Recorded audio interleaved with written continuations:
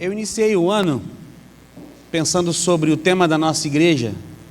Pensei, primeiro mês, acho que eu vou fazer uma série de mensagens chamados ao extraordinário, que é o tema do ano da nossa igreja, nossa instituição. E aí o Senhor colocou no meu coração de falar sobre personagens bíblicos, servos de Deus, que foram chamados ao extraordinário e viveram uma vida extraordinária, com todos os seus altos e baixos. E aí veio no meu coração alguns personagens. José foi o primeiro que eu preguei, depois Moisés, aí depois eu pensei em pregar sobre Davi e finalizar com Gideão. Só que aí durante essa semana o Senhor tocou no meu coração de mudar. Davi é meio que o óbvio, né, para falar de quem foi chamado, o improvável que foi chamado extraordinário. E aí eu pensei, e se a gente falasse de alguém que foi chamado ao extraordinário, mas não viveu uma vida extraordinária em Deus? Pensei um pouco sobre isso e fiquei refletindo durante essa semana a respeito disso. Imagina um garoto que nasce com tudo a favor. Sabe aquela criança tem de tudo, que tu quer ir para a casa dele o tempo todo, porque lá tem tudo. Lá tem lanchinho da tarde, tem lanchinho da manhã, tem café da manhã arregado, tem o melhor videogame. As pessoas jogam videogame hoje em dia, eu nem sei. Na minha época eu ia para casa de um amigo que tinha um Neo Geo. Quem jogou Neo Geo? Neo Geo só quem era top jogava Neo Geo. Aí eu ia para casa desse amigo, eu me amarrava. A gente fingia que ia fazer trabalho da escola. Aí a mãe brigava com a gente. Vocês vieram fazer trabalho da escola, vieram jogar videogame. As duas coisas, tia. Sabe aquela criança privilegiada? Tem de tudo, família bem estruturada, pai, mãe, irmão, um quarto só para ele, danoninho na geladeira, iogurte, café da manhã, sucrilhos, leite.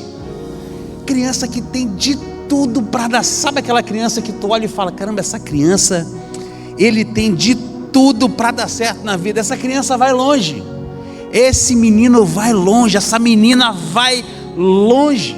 O garoto tem talento, ele tem carisma, é cursinho de inglês, faz karatê. O moleque é bom, portas abertas para esse cara. O futuro vem escrito em letras garrafais para ele.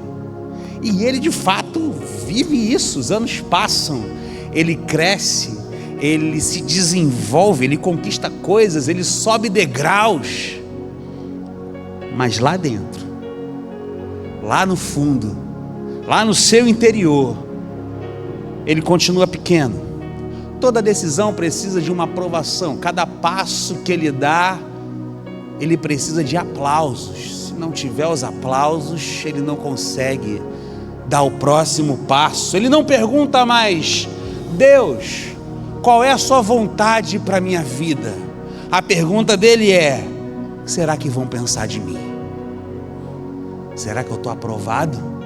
Será que as pessoas vão me aprovar? Um dia esse garoto, criado numa família cristã, com toda essa estrutura que eu acabei de narrar, ele decide não mais ouvir a voz de Deus e ele escolhe agradar a plateia. Ele ignora a voz que o chamou, ganha curtidas, perde o rumo.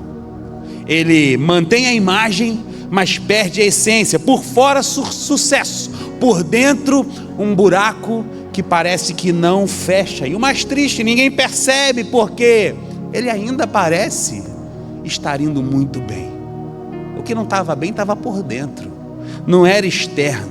Mas quem troca obediência por aprovação, ele não cai de uma vez, ele vai se perdendo devagar.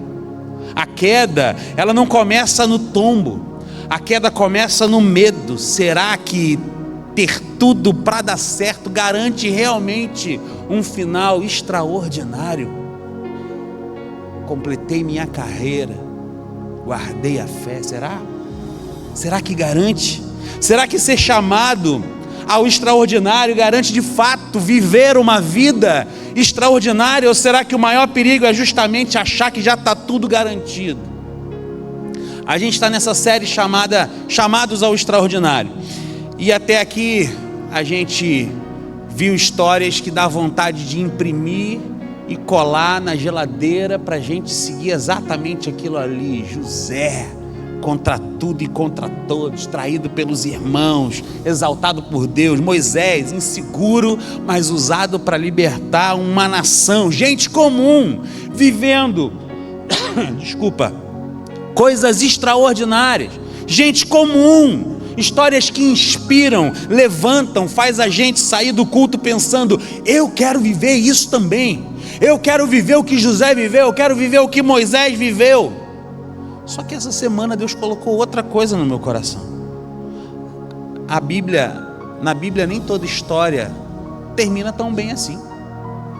Não é só vitória, não é só sucesso. Nem todo chamado vira um testemunho bonito, nem todo ungido ele vira uma referência. Existe um tipo de história que a gente evita contar, a gente fala pouco sobre alguns tipos de história. A história de quem chamou e falhou, de quem foi chamado e falhou. A história de quem começou cheio de promessas e terminou vazio. A história de quem tinha tudo para dar certo, mas deu errado. E foi aí que eu pensei em Saul, o primeiro rei de Israel, um homem escolhido por Deus, ungido por um profeta, aclamado pelo povo, capacitado pelo Espírito. Saul, ele não caiu no trono por acaso. Ele não chegou ali por politicagem. Ele não fez uma política e chegou ali no trono. Ele não manipulou ninguém. Ele não ficou de conversinha aqui, conversinha ali para poder ser eleito ou algo do tipo. Foi Deus quem colocou ele lá. As pessoas costumam dizer: ele foi escolhido pelo povo. Não, o povo pediu, mas quem escolheu foi Deus. Deus colocou ele naquele lugar. Foi Deus que levantou, foi Deus que ungiu, foi Deus que encheu do Espírito Santo. Foi ele quem abriu o caminho para Saul. Se a gente fosse olhar a ficha de Saul no início, dava vontade de apostar nele. Boa aparência, postura de líder, história limpa, sem escândalo, um currículo espiritual invejável, respeitável. Ele tinha tudo que alguém precisa para viver algo extraordinário. Tudo. Mas a Bíblia não esconde o final da história. Saul termina rejeitado, vazio, confuso, espiritualmente distante, um rei sem presença, um trono sem glória, um homem governado pelo medo. E aí nasce a pergunta que não quer calar: como alguém escolhido por Deus, chamado ao extraordinário, consegue se perder assim desse jeito? Como que ele conseguiu ir tão longe? Como que tudo começou a dar errado? Onde foi que tudo começou a dar errado para Saul? É por isso, porque isso ele não é só sobre Saul, essa história. Ela é um pouco sobre nós também, sobre como a gente lida com o chamado, sobre como a gente responde quando Deus nos confia algo, sobre o que governa as nossas decisões, sobre quem a gente quer agradar, sobre o que nos move de verdade. Hoje eu não quero falar de um herói. Hoje eu quero falar de um espelho que mostra o perigo que está não em ser chamado, o perigo que está em ser chamado e não cuidar do coração. O perigo não é começar mal, o perigo é começar bem e ir se perdendo aos poucos. O tema da mensagem de hoje é: o rei que tinha tudo para dar certo. O rei que tinha tudo para dar certo. Ele tinha tudo para dar certo. Olha para a história de Saul. Ele tinha tudo, menos algumas coisas. Que às vezes a gente tem tudo por fora.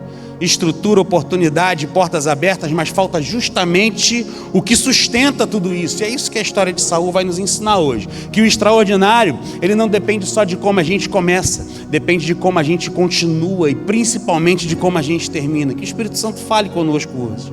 Que essa palavra ela não seja só informação, mas transformação para a sua vida, e que a gente saia daqui decidido a não desperdiçar o chamado que Deus colocou sobre nós. Saul era o rei que tinha tudo para dar certo. Ele tinha tudo, menos identidade. 1 Samuel capítulo 9, 21.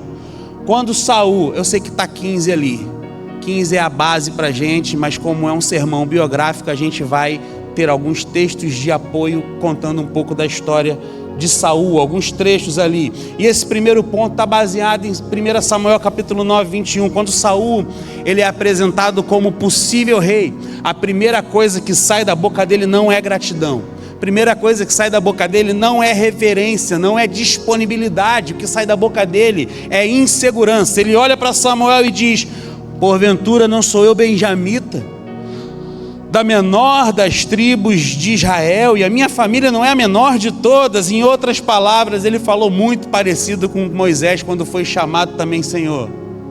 Deve haver algum engano. O Senhor chamou a pessoa errada. Eu não tenho capacidade para esse negócio. Eu não sou esse cara para governar Israel. Parece humildade, mas não é.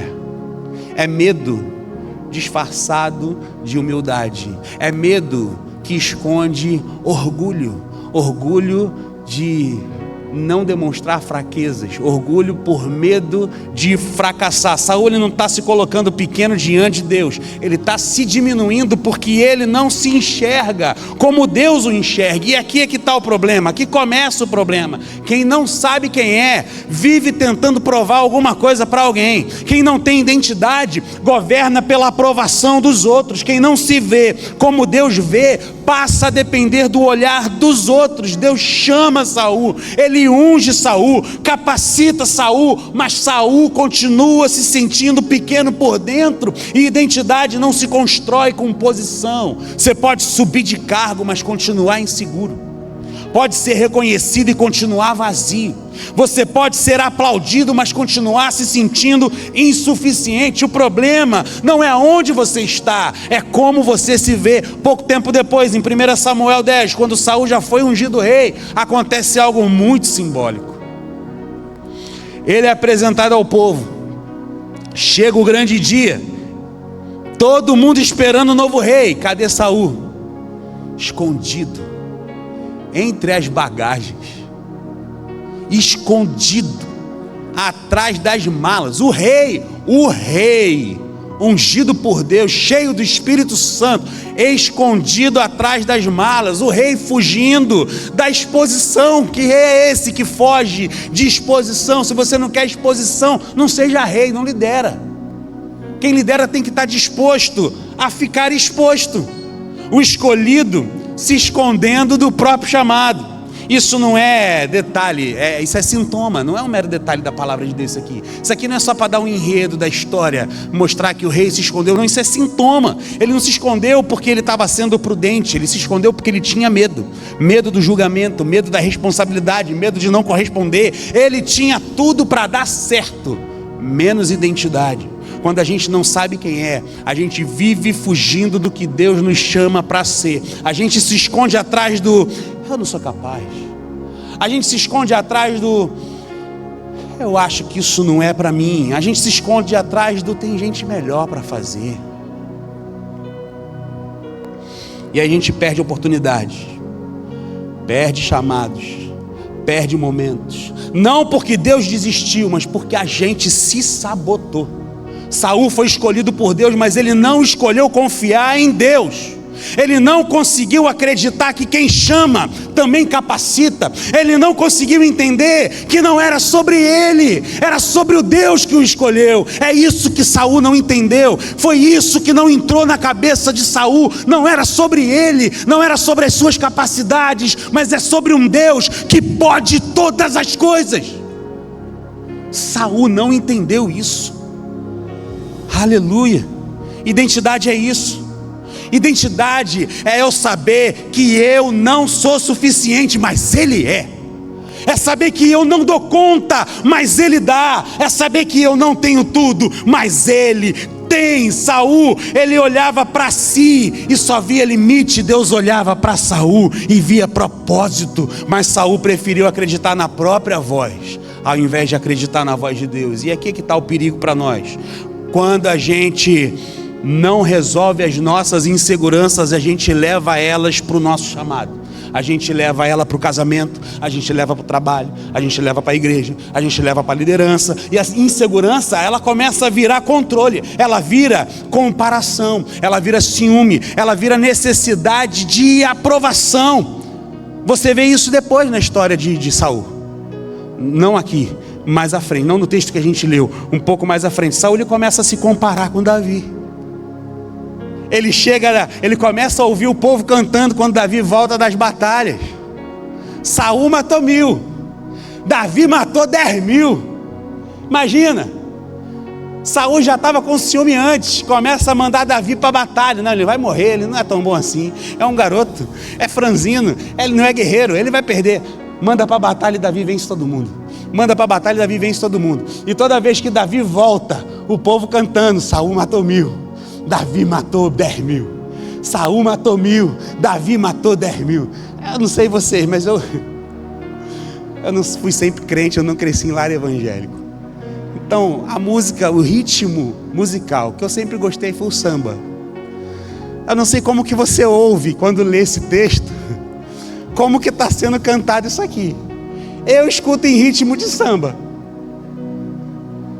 Eu falei para você que Saul matou 1000, Davi matou 10.000. Não é um partido alto?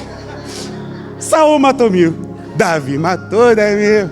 Me ajuda. Saul matou 1000, Davi matou 10.000. Saul matou 1000. E vocês estão fracos demais. Vocês não têm raiz sambista, não. Vocês são crentes desde criança. O cara que está falando não é o mais pagodeiro que eu conheço. Vamos lá. Eu falei para você que... Ih, não está no ritmo.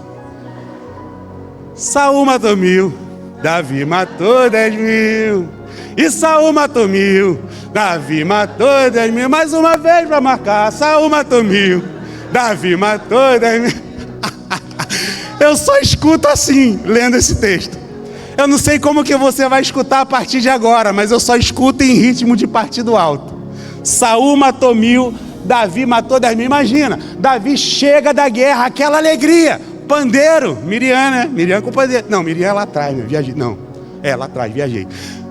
Pandeiro, tantã, cavaco. Saul matou 1000, Davi matou 10.000 e Saul querendo que Davi morresse. Imagina como que esse cântico não ia em direção ao coração de Saul, cortando o coração dele por dentro. Sabe por quê? Porque quem não tem identidade não suporta ser ofuscado. Quem não sabe quem é, não aguenta ver o outro crescer.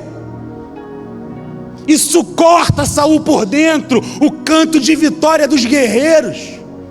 Porque ele queria era que Davi morresse, tomado pelo ciúme. Quem não sabe quem é, não consegue ser ofuscado por alguém que é melhor do que ele. Porque se Saul matou 1000, Davi matou 10.000, porque o Senhor era com ele. Glória a Deus por isso, glória a Deus. O Senhor era com Saul. Tem gente que para crescer precisa diminuir o outro. Você já viu isso? Tem gente que para crescer precisa criticar o outro. Tem gente que para crescer precisa minar o outro. Tem gente que para chegar lá precisa puxar o tapete. Tem gente que para pegar um cargo na igreja, ele precisa contaminar todo o ambiente e fazer politicagem para fazer aquilo desmoronar e ele ser o salvador da pátria depois. Tem gente que ao invés de chegar para você e falar contigo, fala com um, fala com outro, fala com outro, depois com o outro, para depois de contaminar o coração de todo mundo vir falar com você. Eu me converti na Igreja Batista de Tauá. Deixa eu falar, vou contar essa história não, porque eu já falei o nome da igreja, então não. Deixa quieto. No privado eu conto. Quem quiser saber no privado eu conto. O problema de Saul não começou quando ele perseguiu Davi. O problema de Saul começou quando ele se escondeu entre as bagagens. Foi lá. Lá está a raiz do problema. Quando ele não conseguiu assumir quem Deus o chamou para ser. Deixa eu te falar uma coisa. Deus já te chamou para coisas que você mesmo ainda não acredita. Ei, deixa eu te falar, Deus já te confiou responsabilidades que você tenta evitar. Ei, escuta, Deus já colocou em você dons que você insiste em esconder.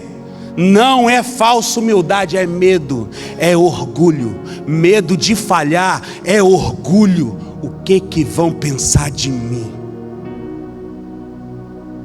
É orgulho.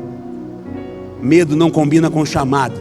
Medo não sustenta propósito. Medo não governa bem. Quando o medo senta no trono, decisões erradas começam a ser tomadas. Saul tinha tudo. Ele tinha unção, ele tinha autoridade, ele tinha o favor do povo, a palavra do profeta, a presença de Deus disponível. Ele era cheio do Espírito Santo, mas faltava algo essencial. Ele não sabia quem ele era em Deus. Saul tinha tudo para dar certo. Ele tinha tudo, menos identidade. E agora eu te pergunto: quem é você quando ninguém está te vendo? Você se enxerga como filho de Deus ou como alguém tentando merecer amor? Você vive a partir do que Deus disse quem você é, ou a partir daquilo que as pessoas dizem que você é? Porque o extraordinário, ele não começa no que você faz, ele começa no que você acredita sobre quem você é. Escolhido, perdoado, eu sou quem dizes que eu sou. Tu és o meu filho amado, que me dá muitas alegrias. É isso que sustenta qualquer chamado, é ouvir a voz do Pai dizendo: ei, você é o meu filho amado, que me dá muitas alegrias. Isso é o suficiente para você saber quem você é. Se você não sabe quem é, você vai viver tentando ser aceito. Escute, se você não sabe quem você é, você vai viver tentando ser aceito. Isso é o primeiro passo para perder tudo que Deus te deu. Saul era o rei que tinha tudo para dar certo. Ele tinha tudo, menos obediência. 1 Samuel 15, do 9 ao 11. Ele tinha tudo, menos obediência. 1 Samuel 15, do 9 ao 11.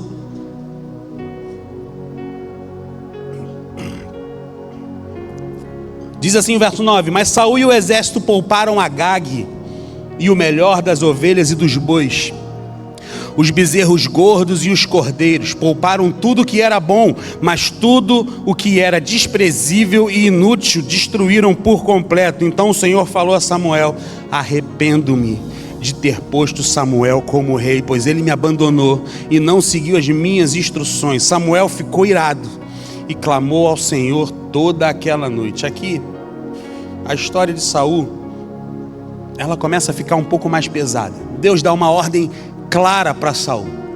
Não tinha margem de interpretação, não tinha nenhuma zona cinzenta. Ele manda destruir totalmente os amalequitas. É uma ordem dura? É difícil de entender esse tipo de ordem. É difícil de entender, mas é uma ordem direta. Saul não foi chamado para discutir com Deus. Ele não foi chamado para debater. Ele não foi chamado para um brainstorm e saber como é que eles iam fazer para avançar ali. Não. Ele foi chamado para obedecer. E Saul até obedece, mais ou menos. Em certa parte ele obedece. Ele vence a guerra. Ele vai lá, cumpre parte da sua missão, mas ele decide poupar o rei Agag. Ele decide guardar o melhor do gado. Ele obedece onde é confortável e ele desobedece onde custa caro. Aqui nasce um pecado moderno: obediência seletiva. Tem gente que só obedece naquilo que quer obedecer. Saul faz o que quer e depois tenta espiritualizar. Tá maluco? Ele chega para Samuel dizendo: eu cumpri a ordem do Senhor, mas o profeta responde uma daquelas frases que vem cortando: você fez o que o Senhor mandou, então que balido de ovelha é esse que eu estou escutando? Se tu cumpriu o que Deus mandou, por que eu estou escutando balido de ovelha? Se você diz que obedeceu, por que as suas escolhas estão gritando o contrário? Escreva isso: obediência parcial é desobediência total. Obedecer só uma parte é o mesmo que desobedecer. Não existe meio obediente. Não existe quase fiel. Não existe. Ou a gente obedece ou a gente negocia com o pecado. Saul tenta justificar. Ele diz que guardou os animais para sacrificar para Deus. Olha que ironia. Ele desobedece a Deus, mas para fazer algo para Deus. Faz sentido? Desobedecer ao Senhor para fazer algo para o Senhor faz algum sentido na cabeça de vocês? Na minha não faz. Na minha não faz o menor sentido. Porque quando ele desobedece, ele fere o coração de Deus para oferecer louvor. Samuel responde com uma das frases mais fortes da Bíblia. Ei, Samuel, obedecer é melhor do que sacrificar. Samuel, o teu caráter transformado é melhor do que você vir para o culto todo domingo. Samuel, o teu casamento restaurado é melhor que você estar enfiado aqui na igreja de segunda a segunda, Samuel. Não adianta nada tu estar aqui, teu casamento está quebrado. Não adianta, Samuel. Deixa eu te contar uma ilustração, para a gente tentar entender o que isso significa.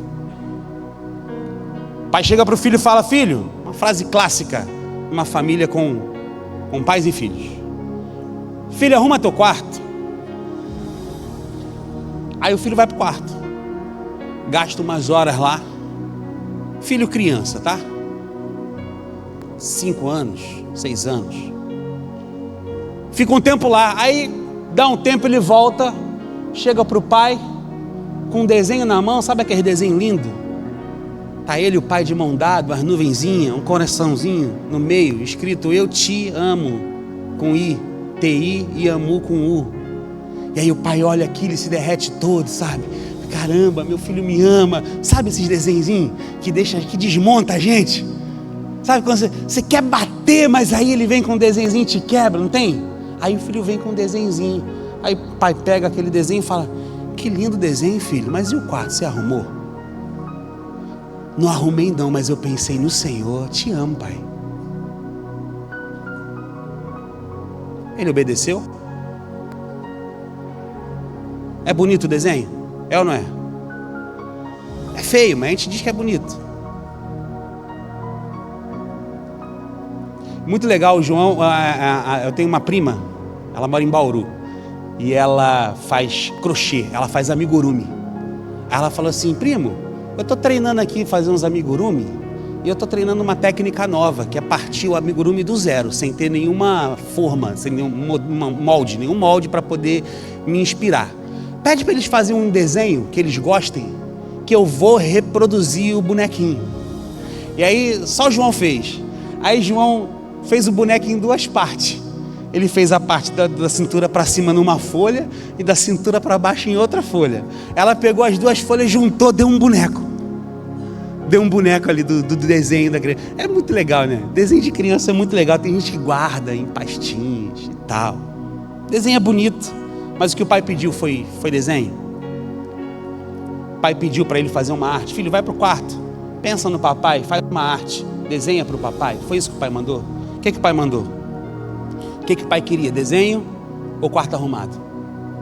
Desenho ou obediência? Ele queria a arte que o filho fez ou a obediência do filho?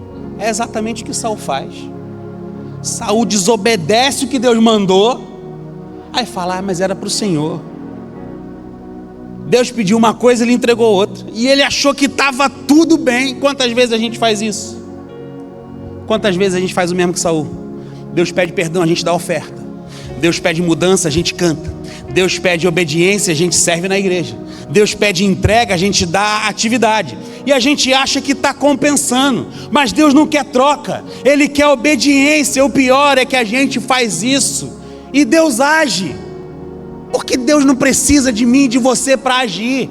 E aí qual é a grande enganação? Eu penso assim: não, eu tenho meu caráter para ser transformado. É verdade, tem isso aqui que eu ainda não deixei. Poxa, isso é verdade. Poxa, tem aquela amante que eu ainda não larguei, eu ainda tenho o contato dela no meu telefone. Então eu sei que eu preciso corrigir esse negócio, sabe? Eu ainda guardo, eu ainda tenho acesso aos sites que eu não deveria acessar, e aquilo faz com que eu consuma pornografia. Eu sei que eu tenho que consertar isso aqui. Eu sei que eu estou sendo desonesto no meu trabalho e eu estou cedendo às pressões do meu patrão, tirando essa nota aqui que eu não deveria tirar, porque na verdade não foi esse o serviço que foi contratado, mas se eu não fizer isso, eu vou perder o meu emprego. Eu sei que eu tenho que consertar isso aqui, mas como não dá para eu consertar agora, eu vou me dedicar muito à obra do Senhor, eu vou fazer tudo para o Senhor, eu vou abrir célula na minha casa, eu vou participar do louvor, eu vou fazer ação social, eu vou distribuir cesta básica para as pessoas, e você começa a fazer um monte de coisa, e eu vou trabalhar no som, eu vou trabalhar na projeção, eu vou trabalhar na mídia, eu vou trabalhar no kids, eu vou fazer de tudo, mas não corrigiu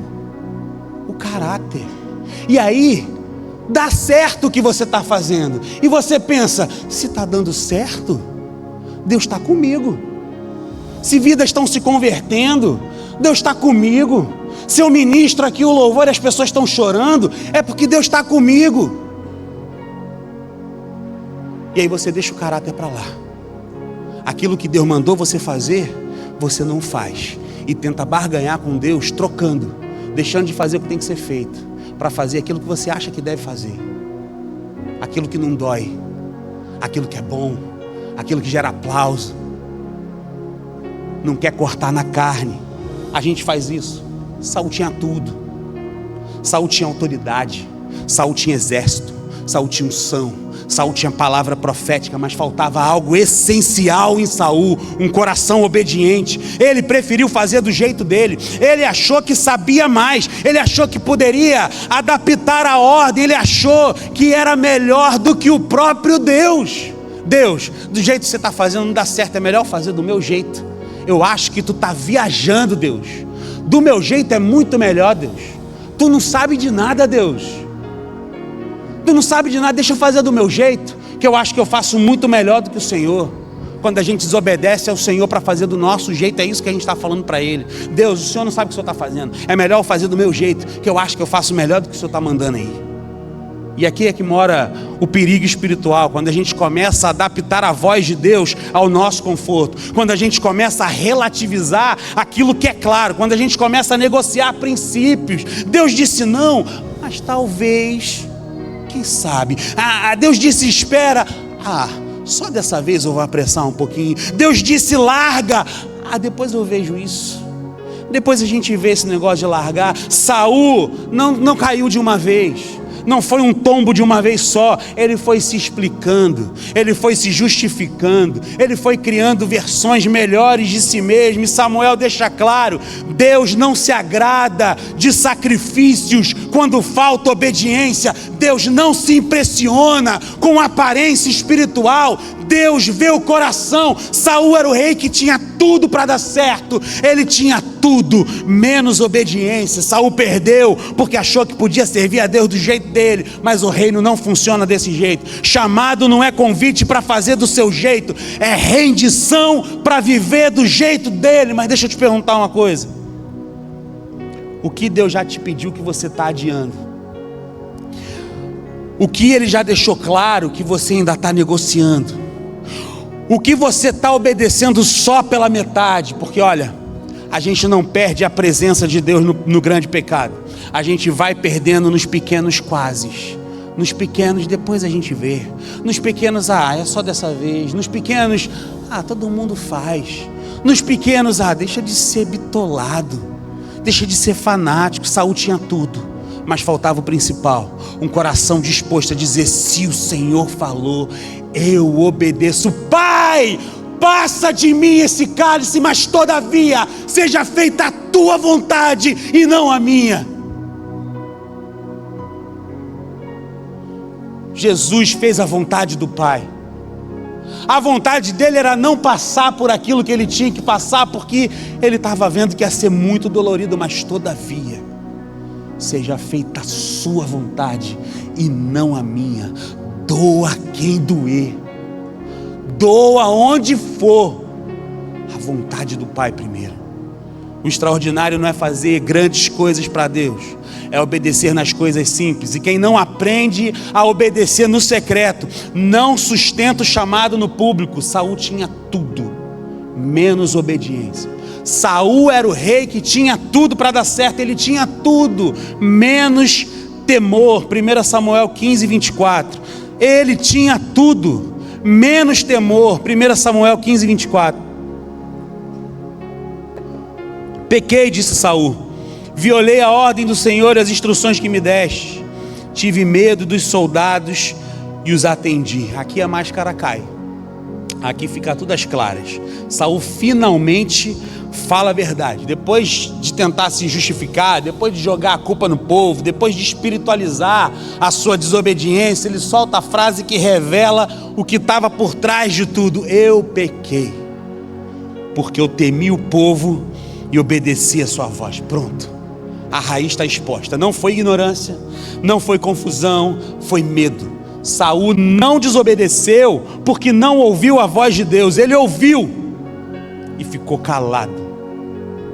Ele entendeu, mas escolheu outra voz. Ele temeu mais a reação das pessoas do que a vontade do Senhor. Ele preferiu perder a aprovação de Deus do que perder o aplauso da multidão. E aqui está um dos maiores perigos da nossa geração, que é o medo de desagradar. A gente vive numa cultura que ensina: não confronte, não frustre, não desagrade, não perca seguidores, não perca relacionamento, não seja cancelado. Você precisa estar bem com todo mundo. E sem perceber, a gente começa a ajustar a fé para caber em relacionamentos. A gente molda decisões para não ser mal visto. A gente silencia convicções para não gerar conflito. A gente negocia princípios para não ser rejeitado. Saul não perdeu o trono porque errou. Ele perdeu porque colocou pessoas no lugar de Deus. Temor não é medo de castigo. Temor é reverência. Temor é colocar Deus no centro. É dizer: mesmo que ninguém concorde, eu vou obedecer. O certo é certo, mesmo quando está todo mundo fazendo errado. E o errado é errado, mesmo que todo mundo diga que o errado é certo.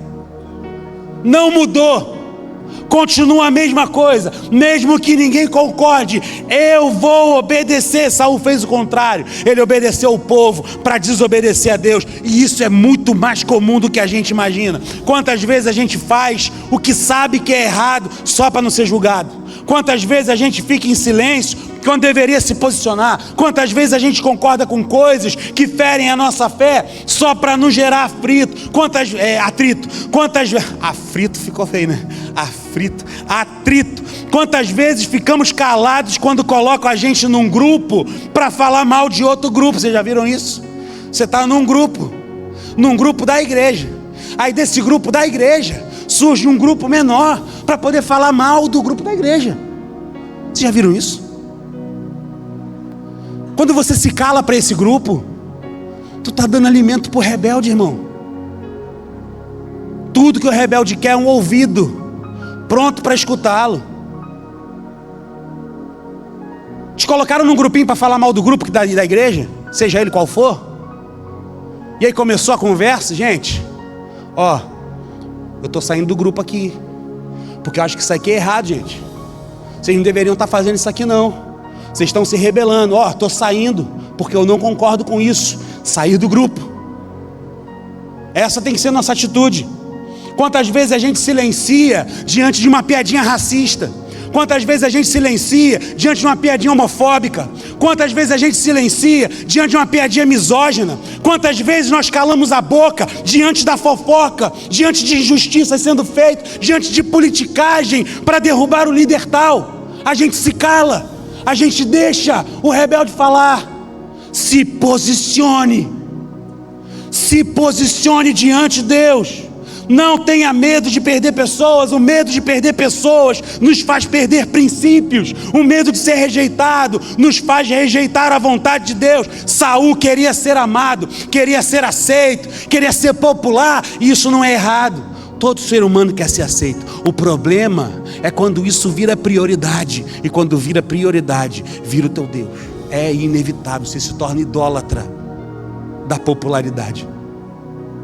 É a idolatria da popularidade. Quando agradar pessoas se torna mais importante do que obedecer a Deus, algo está fora do lugar. Deixa eu falar direto com você. Tem decisões que Deus espera de verdade que você perca gente.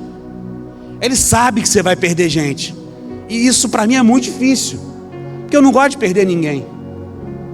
Sabe, eu sou muito amoroso, eu sou muito carinhoso, eu gosto de estar junto de todo mundo. Eu já tive até problema com isso no início do meu casamento. Hoje é algo que já está tratado, tranquilo com a minha esposa, mas eu não gosto de perder ninguém. Isso é difícil para mim. Me posicionar e perder gente é muito difícil, mas às vezes Deus vai te pedir para você se posicionar e você vai perder gente. É inevitável. Eu me lembro que teve um pastor que chegou para mim, eu estava vivendo uma situação numa igreja, agora eu não falei qual é, agora eu posso. E ele falou assim: você tem que se posicionar. Eu falei: beleza, vou me posicionar. Aí ele: você se posicionando, você está disposto a perder a sua posição? Aí eu: caramba, é mesmo. Se eu me posicionar, eu estou prestes a perder a posição. Aí eu falei: dei uma gaguejada, mas então beleza, conta comigo quando você se posicionar. Não deu outra, eu me posicionei, eu tive que cair fora. Às vezes se posicionar é perder gente, às vezes se posicionar é perder a posição, mas você não perde a presença de Deus na sua vida. Aleluia, louvado seja o nome do Senhor. Tem posicionamentos que custam relacionamentos, tem obediências que vão deixar a gente sozinho. Tem obediências que vão deixar a gente sozinho. Ei, Jesus nunca prometeu aplauso. Ele nunca prometeu aplauso. Ele prometeu cruz, aquele que não negasse a si mesmo, aquele que quiser me seguir, tome a sua cruz, negue-se a si mesmo e siga-me. Quase que eu me enrolo agora. Ele nunca prometeu popularidade, a promessa de Jesus é renúncia. Saul, ele quis ser rei amado, mas Deus queria rei obediente. E quando a gente tenta ser os dois, acaba sendo nenhum nem outro. O problema de Saul não foi o povo, foi colocar o povo no lugar de Deus. Quando a opinião das pessoas pesa mais do que a palavra, a gente já escolheu quem que governa o trono do nosso coração. Saul era o rei que tinha tudo para dar certo, ele tinha tudo menos temor.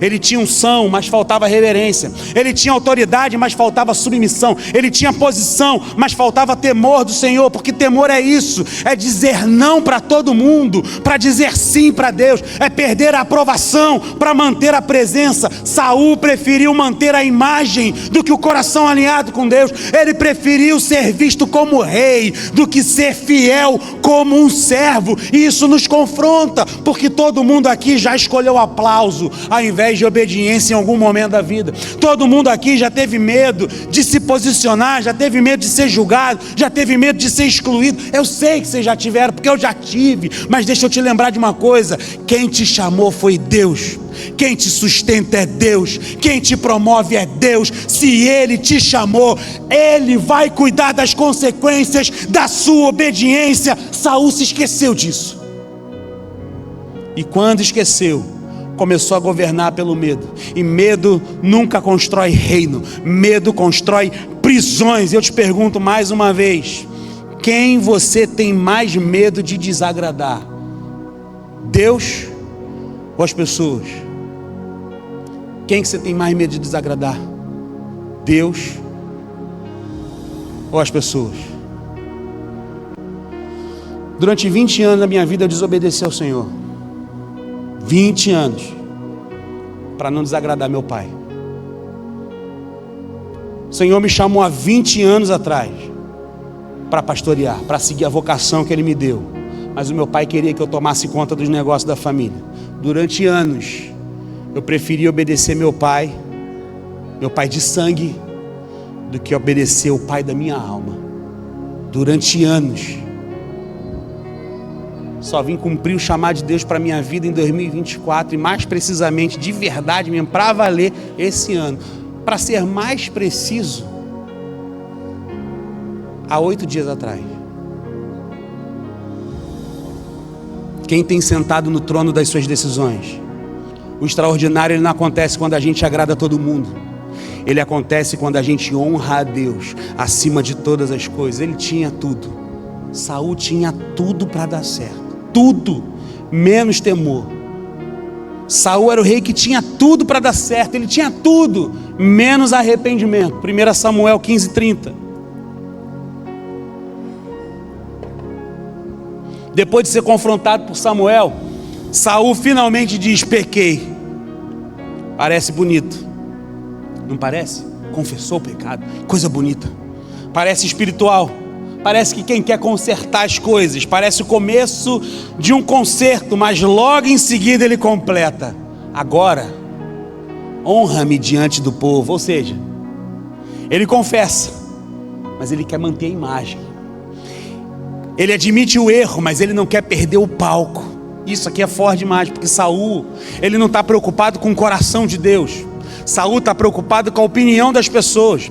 Ele não pede perdão para ser transformado, ele pede para ser preservado, preservar a sua reputação, preservar a sua autoridade, preservar o status. Arrependimento de verdade não negocia aparência. Arrependimento verdadeiro não pede palco, pede chão. Ele não quer microfone, quer silêncio. Ele não quer justificar, ele quer se quebrar. Saul confessa, mas não se rende. Ele reconhece o pecado, mas ele não muda a postura. Ele quer a bênção sem transformação. Ele quer restauração sem quebrantamento. Ele quer perdão sem mudança. Deixa eu tentar ilustrar isso para a gente entender melhor. Imagina que alguém atropela uma pessoa, um vascaíno. Edmundo, o nome desse vascaíno. Um vascaíno qualquer, não estou falando do jogador não. Tá gravado, né? Processo aí. Imagina que um vascaíno atropela uma pessoa. Aí ele para o carro, ele desce, ele olha o acidente, ele vê que machucou sério, ele vê que o motoqueiro está lá, debaixo do carro. Aí ele chega ao motoqueiro e fala: ó, me desculpa, tá? Aí ele pede desculpa, não chama socorro, vai em direção ao carro, dá uma olhada no capô, passa a mão assim em cima do arranhado, vê que arranhou. Aí ele pega o telefone, tira uma selfie. Nem é selfie, né? É a Bíblia que está aqui aberta.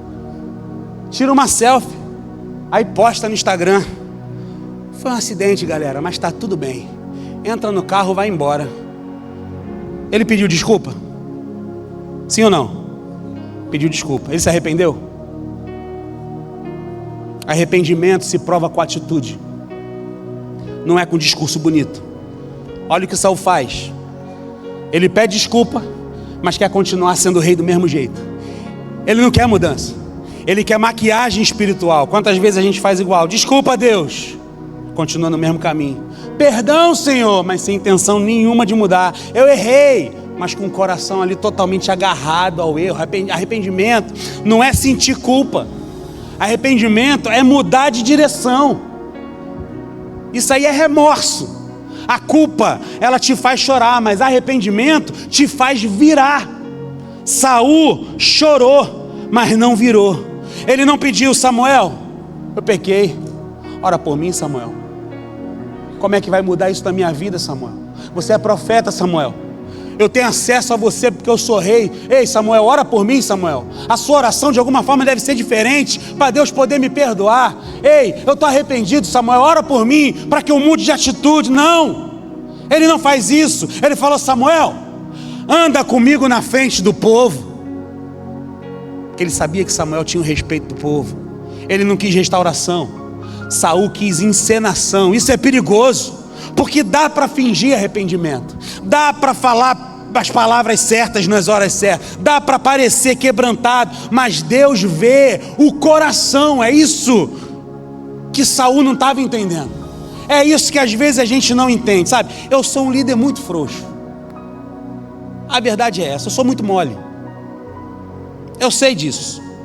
Eu acredito na pessoa até que ela me prove o contrário. Eu acredito de verdade, sabe? Se ela disser que está arrependida, eu acredito. Se ela demonstrar frutos de arrependimento falso, eu vou acreditar nesses frutos de arrependimento. Eu acredito. Eu prefiro acreditar porque eu creio num Deus de segundas chances. Eu prefiro acreditar porque eu creio num Deus que liberta. Eu prefiro acreditar porque eu creio num Deus que restaura. Eu prefiro acreditar porque eu creio num Deus que transforma. Eu prefiro acreditar porque eu creio num Deus que Ele escreve uma nova história para todo aquele que se arrepende. Mas o arrependimento de Saul foi superficial, foi político, foi estratégico, não foi espiritual.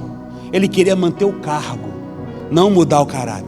A verdade é, Deus não se impressiona com lágrimas se não há mudança. Ele não se comove com discursos se não há entrega. O arrependimento verdadeiro dói, porque ele mata o orgulho, ele quebra a imagem, ele expõe fraquezas. Saul não quis passar por isso, ele preferiu manter a fachada. Quantas vezes a gente quer isso também? A gente quer que Deus resolva o problema, mas sem mexer no nosso ego. Quer perdão, mas sem humilhação. Quer restauração, mas sem passar pelos processos. O reino não funciona assim. Ou a gente se quebra, ou a gente se perde. Saul era o rei que tinha tudo para dar certo. Ele tinha tudo, menos arrependimento. Ele tinha poder, mas não tinha humildade. Ele tinha posição, mas não tinha quebrantamento. Ele tinha palco, mas não tinha altar, porque altar é lugar de morte, altar é lugar da morte do ego, altar é lugar da morte do orgulho, altar é lugar da morte da aparência.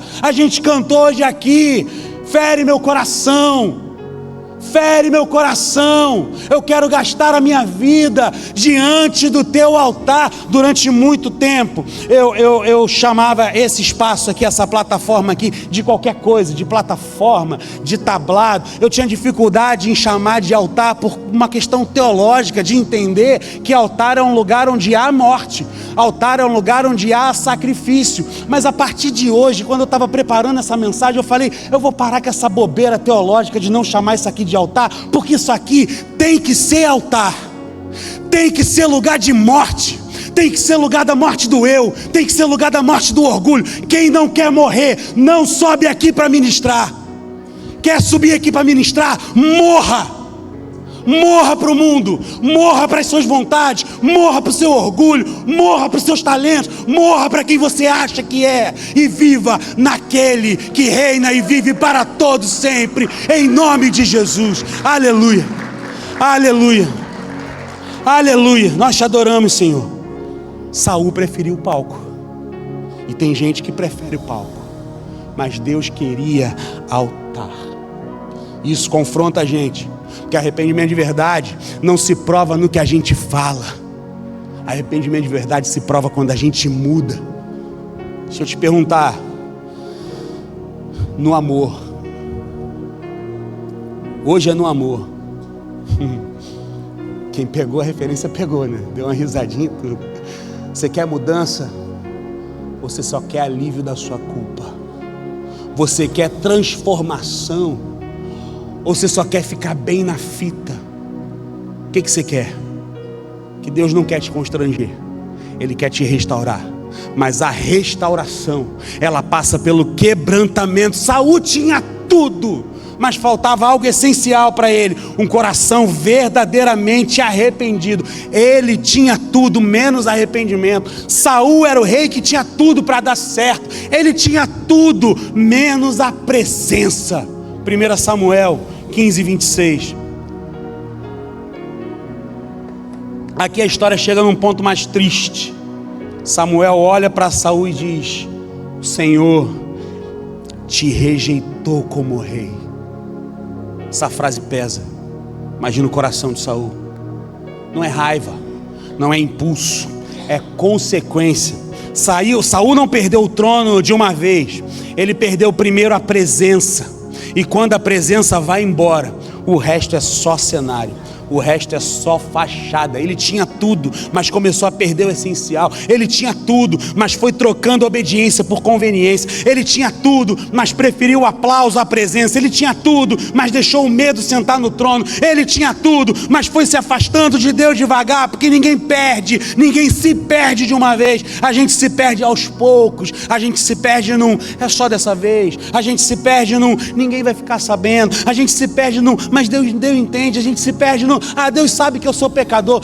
Todo mundo peca também. Saul não acordou um dia longe de Deus. Ele foi se distanciando aos poucos. Ele primeiro negociou a obediência, depois ele negociou, ele perdeu o temor, depois ele fingiu arrependimento e por fim ele perdeu a presença. E quando a presença se vai, o culto vira só mais um ritual, a liderança vira um peso, a fé vira aparência, a oração vira discurso. Ele tinha tudo menos Deus no centro. Ei, escuta, ele ainda era rei, rei, ele já não era mais íntimo. Ele ainda tinha coroa, mas já não tinha direção. Ele ainda tinha exército, mas já não tinha paz, porque dá para ter cargo sem a presença de Deus, dá para ter o microfone na mão sem ter unção nenhuma, dá para ter rotina espiritual sem intimidade, e isso é assustador, porque por fora parece que está tudo normal, mas por dentro está tudo vazio. Não tem mais nada. Ele tinha tudo, mas não tinha mais a voz de Deus. Saul tinha tudo, mas não tinha sensibilidade espiritual. Ele tinha tudo, mas começou a tomar decisões sozinho. Ele tinha tudo, mas já não consultava mais o Senhor. Ele tinha tudo, mas estava espiritualmente perdido. E sabe o que é mais triste? Saul nem percebeu o que estava acontecendo.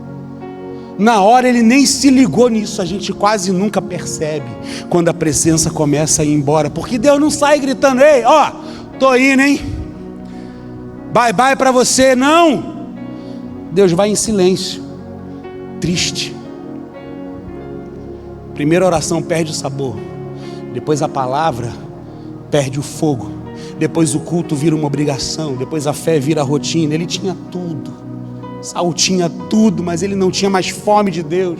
Ele tinha tudo, mas ele não chorava mais na presença de Deus. Ele tinha tudo, mas já não se quebrantava. E quando a presença vai embora, a gente tenta compensar com barulho, mais atividades, mais eventos, mais movimento, mas barulho não substitui presença. Agenda cheia não substitui intimidade. Religião não substitui relacionamento. Ele tinha tudo, mas não tinha mais Deus.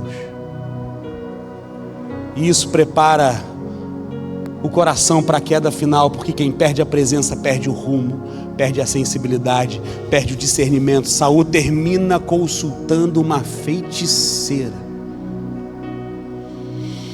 o ungido procurando resposta no lugar errado, o rei procurando luz nas trevas. Olha onde Saul chegou. Não foi de uma vez, foi aos poucos. Ele tinha tudo, mas foi se afastando. Ele tinha tudo, mas foi se esfriando. Ele tinha tudo, mas foi se endurecendo. Ele tinha tudo, mas foi se perdendo, até chegar o dia em que ele tinha trono, mas não tinha mais Deus. E isso nos confronta, porque ninguém quer terminar assim. Ninguém aqui quer viver de aparência, ninguém aqui quer trocar a presença por aplauso. Então deixa eu te perguntar mais uma vez, com amor e com verdade: você tem cargo, você é líder de célula, mas você tem presença? Você tem rotina espiritual, mas você tem intimidade? Você tem atividade na igreja, mas você tem vida com Deus? Porque o extraordinário não é ter tudo por fora, é ter Deus por dentro. E hoje a frase e refrão que eu sempre uso e que Deus me deu, que ecoa mais alto aqui, é: ele tinha tudo, menos presença. Que isso não seja a nossa história, que a gente não perca o essencial, que a gente não troque Deus por nada, porque sem a presença, tudo isso aqui é só fachada. Sem a presença, isso aqui é só cenário. Ele tinha tudo, menos a presença. Eu estou concluindo essa mensagem.